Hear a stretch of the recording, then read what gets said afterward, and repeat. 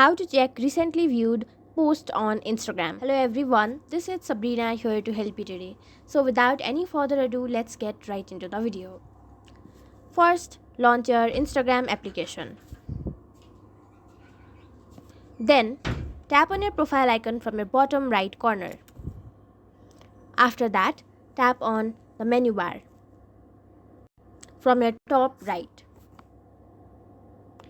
Now, in how you use your Instagram, simply go to your activity.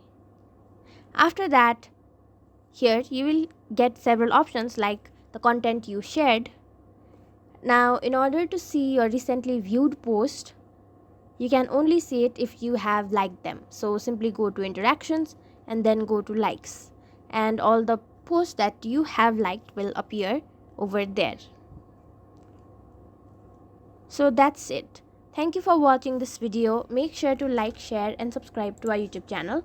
If you got any questions, comment them down and I'll catch you in the next one.